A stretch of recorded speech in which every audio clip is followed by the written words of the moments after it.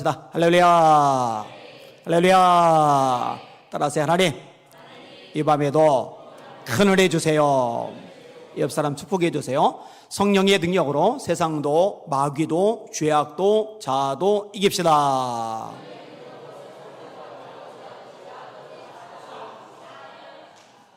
혼자 있지 말고 인사하셔요.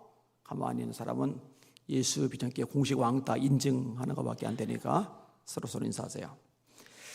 자기가 죄인인지를 알아야 예수님이 필요해집니다. 예수님이 말씀하시죠.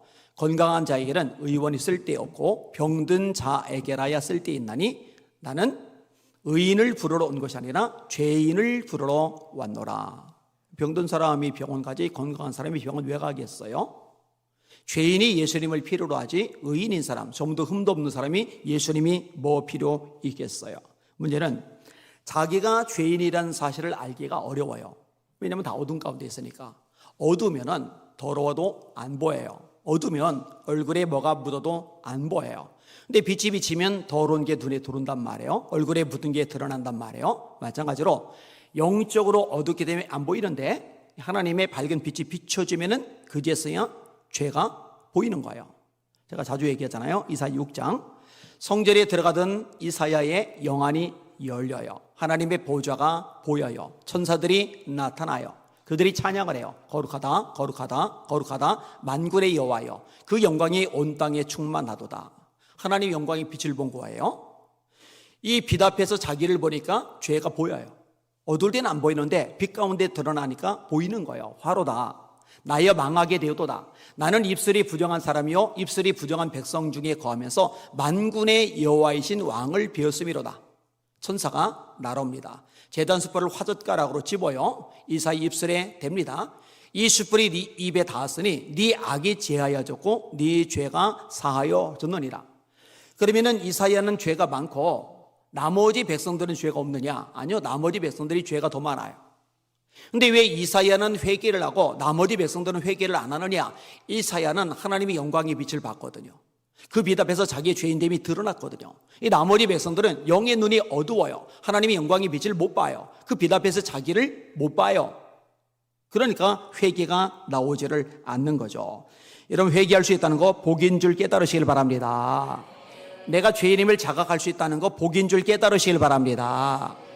바울 사도는 예수님을 박해하던 사람이죠. 엄밀히 말하면 교회를 박해했는데 사도행전 9장에 보니까 네가 어찌하여 나를 박해하느냐 라고 말씀하세요. 교회 박해는 예수님 박해입니다. 교회 조롱은 하나님 조롱입니다. 교회 비웃는 거는 하나님을 비웃는 겁니다. 왜냐하면 교회는 예수님의 몸이기 때문에 그래요. 자, 사도행전 9장과 22장과 26장 세 번에 걸쳐서 예수님을 다메섹 도상에서 만나는 바울 이야기가 나와요. 이 바울이 이전에는 예수 장이들이 죽일 놈이에요. 자기는 의로워요. 자기는 제사장들의 권한 위임을 받아서 교회를 잔멸하는 게 사명이에요. 사도행전 7장에 보니까 스데반 죽을 때 증인들이 옷을 지키고, 사도행전 8장에 보니까 교회를 잔멸할세, 사도행전 9장에 보니까 위협과 살기가 등등하여 이렇게 말해요. 근데 예수님을 만나고 나니까 달라져요. 밝은 빛이잖아요. 빛 앞에서 자기를 봤잖아요. 이 바울의 고백이 뭡니까? 내가 죄인 중에 괴수다예요. 내가 죄인 중에 괴수다. 어떻게 자기 자신을 죄인 중에 괴수라고 고백을 할까? 빛 앞에서 자기를 봤거든요. 다시 말합니다. 자신의 죄인임을 볼 수 있다는 거 복인 줄 믿으시길 바랍니다. 자기가 죄인인지를 모르는 것, 자기가 수준 있고 영적으로 레벨이 괜찮고 또 의롭다라고 생각하는 것, 이게 사실은 굉장히 위험한 거죠. 그게 소위 바리새인화 되는 거죠. 예수님이 누가복음 18장에서 바리새인과 세리의 기도를 비유로 말씀하십니다.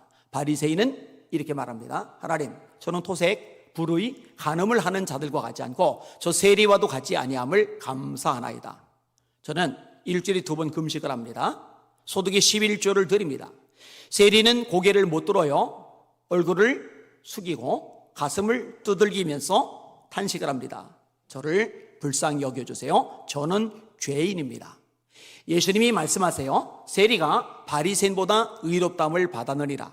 근데 이 말씀을, 이 비유를 하시기 앞부분에 예수님이 누구를 겨냥해서 말씀하시는지를 명확히 이야기하세요. 또 자기를 의롭다고 믿고 다른 사람을 멸시하는 자들에게 이 비유로 말씀하시되, 누구요? 자기를 의롭다고 믿는 사람들. 나 정도면 깨끗하지, 나 정도면 거룩하지, 나 정도면 수준 있지, 나 정도면 봐줄만 하지, 이렇게 자기 과시를 하는 사람을 겨냥해서 목적성 비유를 주님이 말씀하신 거예요. 이런 교회 안에서 위험한 사람이 누구냐면요, 이 바리새인화된 사람인데 자기는 의롭고 신앙생활도 잘하고 열심도 있고 수준도 뛰어나고, 근데 보니까 틀려먹은 사람들이 너무 많이 보이는 거예요. 이 정죄의 눈, 판단의 눈, 바리새인화죠. 요 사람들이 정말 위험한 사람들입니다. 절대로 주님이 이뻐하실 수 없는 사람들입니다. 다시 말합니다. 여러분들은 여러분 자신들이 주님 앞에 부족한 죄인임을 인식하시길 바라고, 하나님 나를 불쌍히 여겨주세요, 주의 긍휼이 필요합니다, 이런 고백을 하실 수 있는 겸손한 종들 되시기를 예수님의 이름으로 축원합니다. 그게 이제 제대로 된 신앙생활이죠. 그리고 이런 사람들이 교회 안에 가득하면은요, 남 판단하고 남 정지할 여유가 없기 때문에, 겸손할 수밖에 없기 때문에 교회가 은혜로워요. 서로 세워줘요. 근데 죄다 교만한 인간들만 있잖아요. 영적으로 의롭고 수준 있다고 착각하는 사람들만 있잖아요. 그럼 교회가 정신이 없어요. 피곤해요. 아주 피곤해요. 자, 자신이 죄인인 줄 알 수 있는 방법이 하나님의 빛 앞에서 자기를 본다고 그랬어요. 여러분, 하나님의 빛 앞에서 본다, 이사야처럼 영안이 열리거나 바울처럼 영안이 열리거나, 이 두 가지 경우가 있는데, 보다 보편적인 경우는 뭐냐면 하나님의 말씀의 빛 앞에서 자기를 들여다보는 겁니다. 이 말씀의 빛 앞에서 자신을 들여다볼 수 있는 복 있는 여러분들 되시기를 예수님의 이름으로 축원합니다.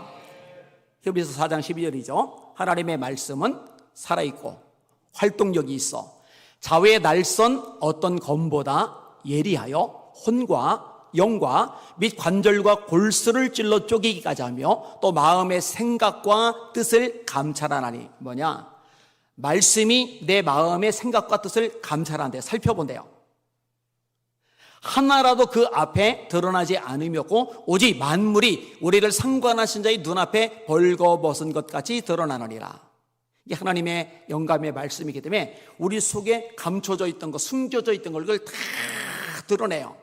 그래서 말씀에서 벗어난 것, 말씀에서 넘어간 것, 이 말씀에 못 미치는 것, 이게 죄잖아요. 하마르티아, 말씀, 이게 관역인데 못 미치거나 빗나가거나 넘어가는 것. 내가 말씀 넘어갔구나. 내가 말씀대로 순종하지 못하고 있구나. 내가 말씀에서 빗겨나갔구나. 내가 죄인이네. 예수님 십자가의 피로 내가 오를 씻음 받아야 되겠네. 만일 우리가 우리 죄를 자백하면 그는 미쁘시고 의로사 우리 죄를 사하시며 모든 불의에서 우리를 깨끗하게 하실 것이요. 근데 이 말씀이 아니면은요, 안 보여요. 내 눈으로. 사람과 사람만을 비교하지 절대적인 하나님이 눈앞에서 자기 자신을 볼 수 있는 방법이 없거든요. 날마다 말씀을 가까이 하셔서 이 말씀 앞에서 벌거벗은처럼 드러나고 죄를 발견하고 회개해서 정결함을 받는 여러분들 되시기를 예수님의 이름으로 축원합니다. 그렇게 되셔야 돼요. 이 주님이 원하시는 거예요. 여러분, 예수님이 첫 번째 메시지가 뭐였죠? 하나님의 나라. 하나님의 나라에 들어가는 문이 있죠. 문이 뭐였죠? 회개와 믿음이죠. 회개. 때가 찼고 하나님의 나라가 가까이 왔으니 회개하고 복음을 믿어라. 자, 누가 회개할 수 있죠? 내가 죄인임을 아는 사람이 회개를 하죠. 내가 죄가 없는데 왜 회개를 해요? 내가 의로운데 왜 회개를 해요? 회개하려면 내가 죄인인 줄 알아야 되는 거예요. 예수님이 누가복음 13장에 말씀하세요. 그때 마침 두어 사람이 와서 빌라도가 어떤 갈릴리 사람들의 피를 그들의 제물에 섞은 일로 예수께 아뢰니 대답하여 이르시되 너희는 이 갈릴리 사람들이 이같이 해받음으로 다른 모든 갈릴리 사람보다 죄가 더 있는 줄로 아느냐? 너희에게 이르노니 아니라. 너희도 만일 회개하지 아니하면 다 이와 같이 망하리라. 따라합시다. 너희도 만일 회개하지 아니하면 다 이와 같이 망하리라. 자비와 긍휼이 많으신 예수님 부드러운 말씀만 하지 않으셨어요. 니들 회개 안 하면 다 망해.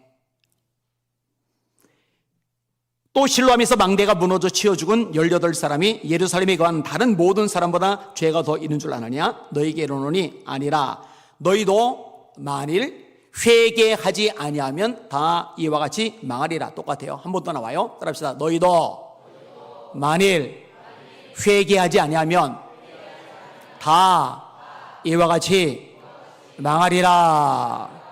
더 크게 따라하세요. 한국교회도 회개하지 아니하면 다 이와 같이 망하리라.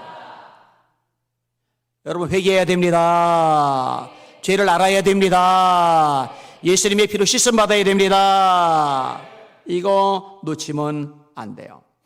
오늘 본문은요, 죄가 없는 사람이 인류 역사상 그리고 어느 나라든 한 명도 없다. 이거를 아주 단정적으로 말씀해 주는 내용입니다. 1절에서 8절까지 읽었는데 사실 18절까지가 한 세트로 묶여져 있어요. 말씀을 읽으면서 생각을 해볼 겁니다. 오늘 본문의 질문으로 시작하는데 유대인들이 나으냐? 왜냐하면 이방인들 얘기를 1장 했거든요. 그 다음에 2장에 유대인들 얘기를 했거든요. 그리고 다시 종합적으로 정리를 해가는 상황입니다. 유대인들이 나으냐? 유대인들의 나음이 무엇이냐? 자, 1절 같이 읽을게요. 시작. 그런즉 유대인의 나음이 무엇이며 할례의 유익이 무엇이냐? 자, 이방인들이 죄를 언급한 내용이 앞으로 가세요. 1장 28절에서 31절을 읽을게요. 1장 28절에서 31절 시작. 또한 그들이 마음에 하나님 두기를 싫어하며 하나님께서 그들을 그 상실한 마음대로 내어버려두사 합당하지 못한 일을 하게 하셨으니 곧 모든 불의, 추악, 탐욕, 악의가 가득한 자요, 시기, 살인, 분쟁, 사기, 악독이 가득한 자요, 수근수근하는 자요, 비방하는 자요, 하나님께서 미워하시는 자요, 능욕하는 자요, 교만한 자요, 자랑하는 자요, 악을 도모하는 자요, 부모를 거역하는 자요, 우매한 자요, 배악하는 자요, 무정한 자요, 무자비한 자라. 아멘. 죄의 종류들이 많죠. 불의, 추악, 탐욕, 악의가 가득한 자, 시기, 살인, 분쟁, 사기가 가득한 자, 뭐 이렇게 계속 나와요. 부모를 거역하는 자도 죄예요, 죄. 무정한 것, 무자비한 것, 이게 다 죄란 말이에요. 이 죄의 근원은 뭐냐? 마음에 하나님 두기를 싫어하는 것. 그러니까 28절에 나머지 수많은 죄의 항목이 걸리는 거예요. 그들이 마음에 하나님 두기를 싫어하며 그들 그 상실한 마음대로 내어버려 두사 합당하지 못한 일을 하게 하셨으니 그게 뭐냐? 곧 불의, 추악 이렇게 쭉 열거되는 거예요. 이게 마음에 하나님이 계셔야 돼요. 하나님이 내 인생의 주님이셔야 돼요. 근데 하나님 두기를 싫어해요. 내가 내 인생의 주인 되기를 원해요. 세상이 내 인생의 주인이에요. 마귀가 내 인생의 주인이에요. 죄악이 내 인생의 주인이에요. 온갖 잡동사니가 내 인생의 주인이에요. 하나님의 자리에 하나님이 아닌 것들이 들어가 있어요. 여기서 모든 자범죄들이 줄줄이 사탕처럼 나오는 거예요. 이게 이방인들의 죄예요. 그 다음에 유대인들 역시 죄인임을 언급을 해요. 그리고 유대인들은 하나님께 선택받은 백성들인데, 아니 이방인들도 죄인이고 유대인들도 죄인이면은 선택받은 유대인들, 할례를 받은 유대인들, 율법을 받은 유대인들, 그럼 나은 게 뭐냐? 아니 똑같이 죄인이면 나은 게 대체 뭔데요? 이렇게 질문하잖아요. 그 질문이 나오는 거예요. 그에 대한 대답이 있어요. 그게 2절이냐? 2절인데요. 낫다는 거예요. 나은 게 분명히 있다는 거예요. 유대인들이. 2절 시작. 범사에 많으니, 오늘 본문 다시 들어가시네요. 시작. 범사에 많으니 우선은 그들이 하나님의 말씀을 맡았음이니라. 많은데 가장 핵심이 뭐냐? 하나님의 말씀을 맡았다. 여러분 구약 성경을 누가 가지고 있었어요? 이방인들? 아니죠. 유대인들이 가지고 있었잖아요. 하나님의 말씀을 맡았다. 이게 유대인들의 유익이다. 그 얘기를 하는 거예요. 근데 문제는 뭐냐면은 이 유대인들이 말씀을 맡았는데 그럼에도 불구하고 안 믿어요. 아니 말씀을 맡았으면, 구약 성경을 가지고 있었으면 이 구약 성경이 말씀하고 있는 핵심이 뭐예요? 예수님. 요한복음 5장 39절 너희가 성경에서 영생을 얻는 줄 생각하고 이 성경을 상고하거니와 이 성경이 곧 내게 대하여 증언하는 것이로다. 여러분 구약의 증언은 예수 그리스도에게 맞춰져 있거든요.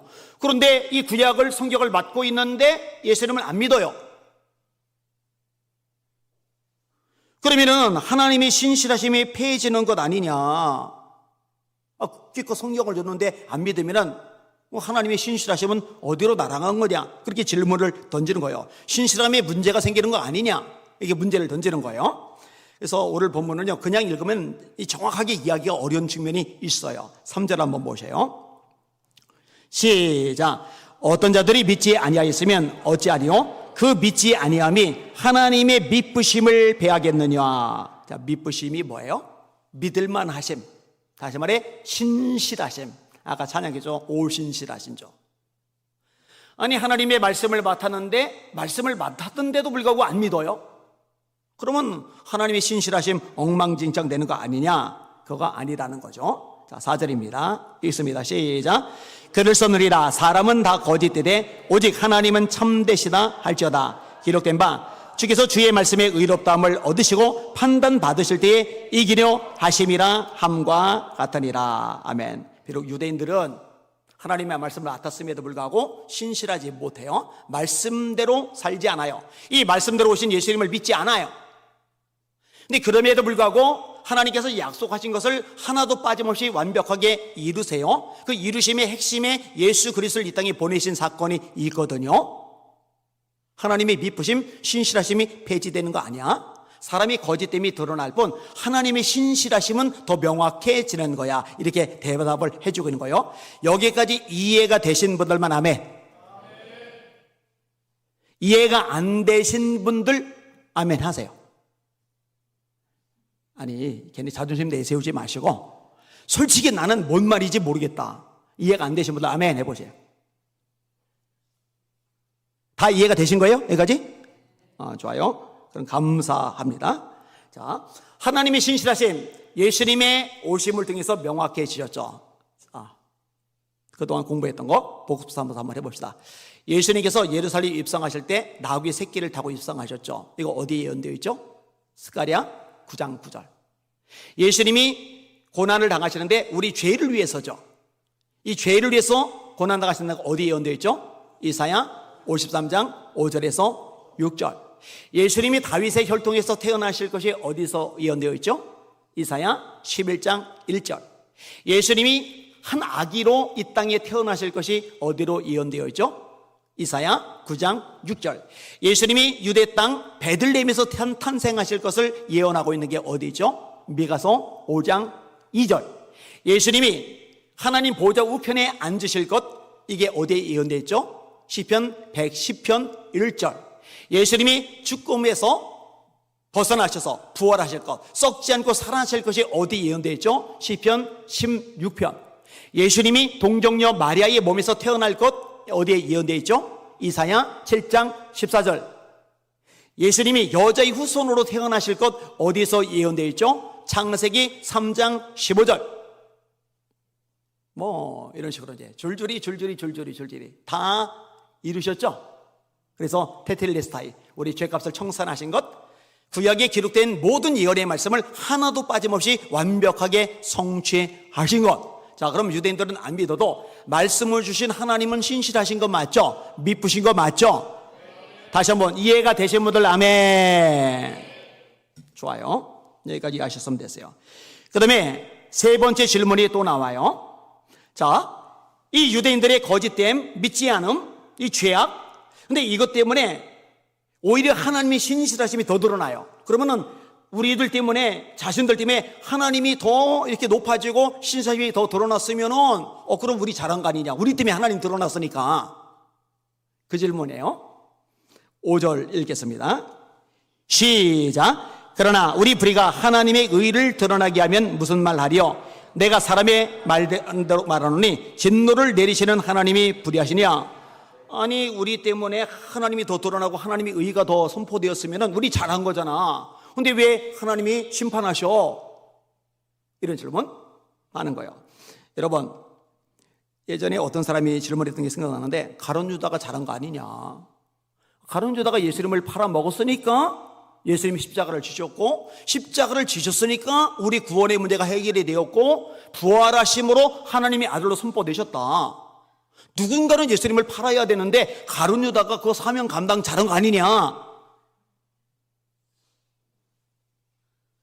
또 이런 얘기 들으면 헷갈리는 분들을 정신 바짝 차리셔요. 헷갈리지 마세요. 여러분, 가룟 유다가 악을 행한 건 악이고 그 악조차도 서로로 바꿔서 하나님의 말씀이 성취되는 통로로 삼으시는 것은 하나님의 섭리고 전능하심이고, 가룟 유다가 죄를 지은 것 자체는 심판받아 마땅합니다. 이것도 정리가 되시는 분들 아멘. 이렇게 따르셔야 돼요. 이런 바벨론은요, 하나님이 막대기라고 그러세요. 몽둥이라고 그러세요. 하나님이 쓰신 거예요. 하나님이 잡으신 거예요. 이 몽둥이를 잡고 뭘 했느냐? 범죄한 유다 백성들 때리신 거예요. 심판을 행하신 거예요. 그럼 바벨론은 하나님께 쓰임받은 거예요. 그럼 하나님께 쓰임받았으니까 우리 잘한 거 아니냐, 우리 훌륭한 거 아니냐. 근데 하나님이 바벨론을 심판하세요. 이 바벨론의 악을 통해서 심판하셔서 하나님의 뜻이 성취가 되지만 이 바벨론의 악 자체가 하나님 앞에 용납되는 것은 아니라는 거죠. 여러분, 하나님 불의도 쓰세요, 악인도 쓰세요. 그런데 그 악인에 대해서, 불의에 대해서는 또다시 심판하신다는 거 잊지 마시기를 주님의 이름으로 축원합니다. 따라서 우리들은 악인으로 쓰임받아서 하나님의 영광을 드러나게 하는 그런 존재가 되지 말고 선하게 아름답게 쓰임받아서 하나님의 영광을 드러내는 존재로 쓰임받으실 수 있기를 예수님의 이름으로 축원합니다. 이런 질문과 질문에 대한 답인 거예요. 자, 6절 읽을게요. 시작. 결코 그렇지 아니하리라. 만일 그리하시면 하나님께서 어찌 세상을 심판하시리요. 아멘. 자, 7절 8절도 마저 읽어볼게요. 시작. 그러나 나의 거짓말로 하나님의 참되심이 더 풍성하여 그의 영광이 되었다면 어찌 내가 죄인처럼 심판을 받으려. 아까 다 설명했잖아요. 우리 거짓말 때문에 하나님이 더 드러났으면은 내가 왜 죄인인데, 내가 왜 심판받는데 하나님 영광을 드러냈잖아. 8절 시작.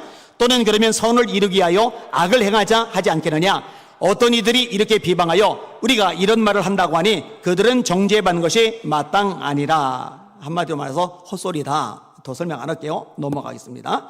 그러면서 다시 한번 결론을 내리는 겁니다. 유대인이건 이방인이건 100% 한 명도 예외 없이 다 죄인이다. 그 얘기를 하는 거예요. 9절 있습니다. 시작. 그러면 어떠하냐? 우리는 나으냐? 결코 아니라. 유대인이나 헬라인이나 다 죄 아래 있다고 우리가 이미 선언하였느니라. 아멘. 따라합시다. 유대인이건 헬라인이건 모두 다 죄 아래에 있다. 더 힘차게 따라하세요. 세상 사람 중에 죄인이 아닌 사람은 한 명도 없다. 더 힘차게. 그렇기 때문에 모든 사람에게 예수님이 필요하다. 믿으시면 아멘. 아멘. 예, 모든 사람에게 예수님이 필요해요. 로마서 3장 23절. 모든 사람이 죄를 범하였음에 하나님의 영광에 이르지 못하더니 그리스도 예수 안에 있는 구속으로 말미암아 하나님의 은혜로 값없이 의롭다 하심을 얻은 자 되었느니라. 로마서 6장 23절. 죄의 삭은 사망이요 하나님의 은사는 그리스도 예수 우리 주 안에 있는 영생이니라. 죄인 얘기하면 반드시 반대편에 예수님 얘기가 나와야 돼요. 왜냐? 예수님만이 이 죄를 해결하니까. 죄인임을 알아야 예수님이 필요한 거예요. 예수님이 필요해야 구원이 이루어지는 거예요. 따라서 내가 죄인임을 모르는 사람은 구원 못 받아요. 천국 못 가요. 죽었다 깨도 영생 누릴 수가 없습니다. 죄인임을 아는 것 핵심이에요. 다시 원점 돌아서 왜 회개와 믿음을 천국에 들어가는 문이라고 제가 여러분에게 가르쳐 드렸느냐. 예수님 첫 번째 메시지죠. 따라합시다. 때가 찼고 하나님의 나라가 가까이 왔으니 회개하고 복음을 믿으라. 아멘. 자, 그러면서 이제 구약 성경을 인용해요. 바울 사도가 구약 성경이라서 아주 도사잖아요. 그냥 달달달달 외우고 있잖아요. 자, 10절에서 12절까지 같이 읽을게요. 10절에서 12절까지는 시편 14편 1에서 3절 내용 일부가 인용이 된 거예요. 시작. 기록된 바 의인은 없나니 하나님을 깨닫는 자도 없고 하나님을 찾는 자도 없고 다 치우쳐 함께 무익하게 되고 선을 행하는 자는 없나니 하나도 없도다. 대전제 의인은 없나니 하나도 없으며. 여러분, 예수님 말고 의인 없습니다. 예수님 말고 100% 다 죄인입니다. 이 성경의 말씀 명확하게요. 깨닫는 자도 없다. 내가 의인이 아니야, 내가 죄인이야, 이것조차도 제대로 못 깨달아요. 하나님의 빛 앞에서 자신을 보기 전까지는, 말씀의 빛 앞에서 자신을 보기 전까지는 스스로 죄인임을 깨닫고 예수님 붙잡고 구원받는 사람 없어요. 하나님이 보게 하시니까 죄인인 줄 깨닫고 예수님 믿어야 줄 깨닫고 구원받는 게 가능한 거죠. 이런 구원은요, 사람에게서 나오는 게 아니라 하나님에게서 나오는 겁니다. 하나님을 찾는 자도 없대요. 다 치우참게 무익하게 되었대요. 이게 성경의 말씀이에요. 선을 행하는 자는 없나니 하나도 없도다. 이게 전제예요. 이게 전제예요. 자, 제목을 특이하게 잡았어요. 마리아가 원죄가 없다고 가르치는 게 카톨릭이에요. 카톨릭의 이 교리는 이단 사상입니다. 성경은 명확히 말해요. 죄가 없는 분은 예수님 한 분뿐이다. 왜 예수님이 죄가 없으시냐? 원죄가 왜 없으시냐? 동정녀의 몸에서 탄생하셨기 때문에 그래요. 카톨릭은 마리아의 어머니인 안나를 성인으로 추앙한 거래요. 왜냐? 마리아가 원죄가 없이 태어났다. 이 마리아 통해 중보기도 할 수 있다. 이 마리아 통해 공덕이 우리에게 전가될 수 있다. 이 마리아는 하나님의 어머니다. 이 마리아에게 예비할 수 있다. 이 거룩하신 하나님의 어머니를 낳은 안나는 그러므로 성인이다. 이런 논리예요. 이런 논리. 이거 우상입니다. 이거 배교예요. 카톨릭 입장 제가 직접 읽어드릴게요. 원죄 없이 잉태하신 동정 마리아 대축일. 이게 카톨릭의 공식 축이래요. 원죄 없이 잉태하신 동정 마리아 대축일. 자, 잘 들어보세요. 원죄 없이 잉태되신 분은 예수님이시죠? 예수님 말고 원죄 없이 잉태되신 분, 성령으로 잉태되신 분 있어요, 없어요? 없어요. 예수님 한 분뿐입니다. 절대 유일해요. 이거 놓치면 안 돼요. 로마 카톨릭 교회에서 성모 마리아의 원죄 없는 잉태, 즉 성모 마리아가 태중에서 원죄에 물들지 않고 잉태되었다는 전승을 기념하는 대축일이다. 보편적으로 복되신 동정 마리아 탄생 축일인 9월 8일에서부터 거슬러 계산하여 9개월 전인 12월 8일에 지내고 있다. 대한민국을 포함하여 미국, 스페인, 포르투갈, 브라질, 필리핀, 니카라과 등의 여러 나라 및 여러 성당에서는 원죄 없이 잉태된 마리아를 수호 성인으로 모시고 있다. 많은 카톨릭 국가에서는 이날 종종 미사와 더불어 퍼레이드, 불꽃놀이, 성모상 행렬, 민속 음식, 문화축제 등 성모 마리아를 기리는 행사를 개최하곤 한다. 이게 백과사전에 기록된 공식적인 자료 내용입니다. 원죄 없이 잉태되신 동정 마리아 대축일의 기원은 5세기경 동방교회에 속한 시리아에서 처음으로 지낸 지극히 거룩하시고 하느님의 고결하신 어머니의 잉태 축일이다. 본래 이 축일의 이름은 하느님의 성녀 안나는 마리아의 엄마예요. 안나의 동정 마리아 잉태 축일로서 성녀 안나에게 또 초점이 맞춰져 있었다. 1476년 교황 식스트 4세는 교의적 차원에서 마리아의 원죄 없는 잉태를 규정하지는 않았지만 이 축일을 로마 전례력에 삽입하고 미사와 성무 일도에서 사용할 전례 문구들을 인준하였다. 그 뒤에 교황 인노첸시오 12세는 이 축일에 8일 축제를 덧붙였다. 1708년 12월 6일 교황 클레멘트 11세는 교황 교소 호미니시 노비스 디비니투스 라틴어예요.를 반포하면서 이 축일을 대축일로 등급을 격상시키는 동시에 의무 축일로 지정하여 주일이 아니더라도 반드시 미사에 참여하고 파공을 지키도록 하였다. 교황 비오 9세는 마리아의 원죄 없는 잉태를 카톨릭 교회의 믿을 교리로 공식 선포하였다. 교황 비오 9세 때 이게 카톨릭의 공식 교류가 되었어요. 마리아는 원죄가 없이 탄생하셨다. 이게 카톨릭 공식 교리입니다.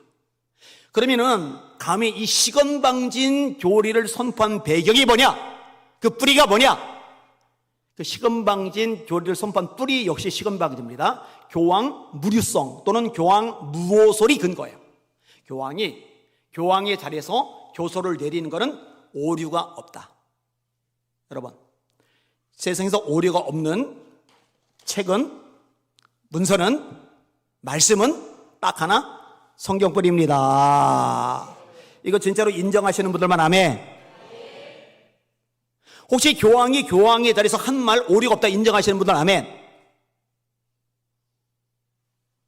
요즘 실수를 유발시키려고 애를 쓰는데도 속는 사람이 하나도 없어요. 뭔 헛소리입니까? 교황도 죄인입니다. 그죠? 아니, 죄인 주제에 무슨 교황 무류성, 교황 무오솔 따위가 나옵니까? 여러분, 무오하고 무료한 분은 예수 그리스도 한 분뿐이십니다. 근데 이단이 아니에요? 정신들을 못 차리고 있는 거예요. 1854년 12월 8일 교황 비오 9세는 교황 무류성에 따라 휘책, 형언할 수 없는 하느님에 의해 성모 마리아의 원죄 없는 잉태를 다음과 같이 가톨릭 교회의 믿을 교리로 선포하였다. 복되신 동정 마리아는 자기의 잉태 첫 순간에 전능하신 하나님의 특별 은총과 특권으로 말미암아 인류의 구세주 예수 그리스도의 예견된 공로에 비추어 원죄의 아무 흔적도 받지 않도록 보호되셨다. 이단입니다. 다시 말합니다. 이단입니다. 따라합시다. 의인은 없나니 하나도 없으며, 따라하세요. 다 치우쳐 한 가지로 무익하게 되었다. 힘차게 선을 행하는 자는 하나도 없다. 다 죄인이에요. 다 죄인. 마리아도 죄인이에요. 교황도 죄인이에요. 무슨 교황 무료성 따위 헛소리를 해요. 무슨 마리아가 원죄 없이 잉태되었다고 헛소리를 해요. 그 마리아를 낳았다는 이유로 무슨 안나가 성인 취급을 받아요. 이거 다 우상숭배입니다. 잘못된 거예요. 속으면 안 돼요. 자, 뒷구절 마저 간략하게 설명을 할게요. 뒷구절도 다양한 구약 성경들이 복합적으로 섞여져 있어요. 자, 13절에서 18절까지 있습니다. 시작. 그들의 목구멍은 열린 무덤이요, 그 혀로는 속임을 일삼으며, 그 입술에는 독사의 독이 있고 그 입에는 저주와 악독이 가득하고 그 발은 피 흘리는데 빠른지라. 파멸과 고생이 그 길에 있어 평강의 길을 알지 못하였고 그들의 눈앞에 하나님을 두려움이 없느니라 한과 같으리라. 자, 그들의 목구멍은 열린 무덤이요, 그 혀로는 속임을 일삼는다. 시편 5편 9절입니다. 나중에 유튜브로 다시 반복해서 들으면서 정리하셔도 돼요. 그 입술에는 독사의 독이 있다. 시편 140편 3절입니다. 그 입에는 저주와 악독이 가득하고 시편 10편 7절입니다. 그 발은 피 흘리는 데 빠른지라. 이사야 59장 7절에서 8절의 의미적인 인용입니다. 그 죄의 결과 파멸과 고생이 그 길에 있어 평강의 길을 알지 못하였다. 이게 최종적인 결론입니다. 파멸, 고생만 있다. 그 안에 평강이 없다. 왜? 죄를 해결받지 못하니까. 그러면은 파멸, 멸망에 빠지지 않는 비결은 뭐냐? 고생하지 않는 비결은 뭐냐? 평강을 다시 받아들일 수 있는 비결은 뭐냐? 내가 죄인됨을 알고 예수님이 필요한 걸 깨닫고 그 예수님을 영접하고 구원받을 때 파멸이 아니라 하나님의 백성으로 천국에 가게 될 것이고, 불안, 두려움이 아니라 하나님의 평강을 비로소 누리게 되는 줄 믿습니다. 그래서요, 예수님이 오셔서 우리에게 생명을 주시잖아요. 인자가 온 것은 양으로 생명을 얻게 하고, 근데 생명만 주신다고 하지 아니하시고 평안을 끼친다고, 평안을 준다고 말씀하시는 거예요. 세상에 알 수 없는 평안, 세상이 줄 수 없는 평안. 그래서 부활한 다음에 제자들에게 나타나셔서 첫 번째 메시지 너에게 평강이 있을저다, 두 번째 메시지 너에게 평강이 있을저다, 그리고 세 번째 메시지가 숨을 내쉬며 이르시되 성령을 받으라. 너희가 네 죄든지 사하면 사해질 것이요 그대로 되면 그대로 있으리라. 그만큼 평강 주기를 원하셨고, 그래서 바울 사도도 모든 서신, 100% 모든 서신에서 너에게 평강이 있을지어다를 선언하고 있는 거예요. 이 평강이 여러분의 심령에 충만하시기를 예수님의 이름으로 축원합니다. 내가 심판받는다 생각해봐요. 내가 영원한 불구덩이 지옥에 떨어진다 생각해봐요. 그럼 평안해요? 불가능하죠. 근데 구원받았으니, 죄산 받았으니, 오늘 죽어도 천국에서 눈을 뜨게 되었으니 영원한 평안이 우리 안에 거할 수 있는 것입니다. 할렐루야. 이게 오늘 본문의 내용입니다. 말씀을 정리합니다. 한 번 더 따라합시다. 의인은 세상에 한 명도 없다. 더 따라하세요. 교황도 죄인이다. 마리아도 죄인이다. 안희만도 죄인이다. 자, 옆 사람 보시고 웃으시면서 당신도 죄인입니다. 상대방 보시고 나도 죄인입니다. 마지막 답시다. 우리에게는 오직 예수님이 필요합니다. 그 피로 죄사함 받는 거예요. 이 세상의 모든 죄를 맑히시는 주의 보혈 찬양하잖아요. 죄에서 자유롭게 함은 높아요. 많잖아요, 그죠? 예수 십자가에 걸린 피로써 그대는 씻기어 있는가? 더러운 죄 희게 하는 능력을 그대는 참 의지하는가? 예수의 보혈로 그대는 씻기어 있는가? 마음속에 여러 가지 죄악이 깨끗이 씻기어 있는가? 할렐루야. 회개하는 능력이 아니라 희게 하는 능력입니다. 이거 회개하는 능력으로 부르는 사람도 생각보다 많아요. 예수의 피밖에 없습니다. 혹시 여러분 중에 아직 구원이 확실히 없으신 분들은 예수님만 붙잡으셔요. 예수님의 피로 죄사함 받으셔요. 그리고 이미 구원받았다면, 구원이 확실히 있다면 우리의 사명은 이 예수님을 모르는 사람, 자기가 죄인임을 모르기 때문에 죄를 해결한 유일한 구원자 예수 그리스도를 믿지 못하는 사람, 예수님을 필요로 하지 않는 사람에게 복음을 전해서 그들도 예수님을 알고 예수님을 필요로 하고 예수님을 영접하여 구원받게 만드는 게 저와 여러분의 이 세상 존재하는 가장 큰 목적이라는 거 잊지 마시고 열심히 복음을 전하는 저와 여러분들 되시기를 예수님의 이름으로 축원합니다. 이 땅에 교회가 있어야 되는 이유가 뭐예요? 영혼구원. 교회는 유람선이 아니고 구조선입니다. 하나님은 모든 사람이 구원을 받으며 진리를 아는 데 이르시기를 원하시느니라. 아멘.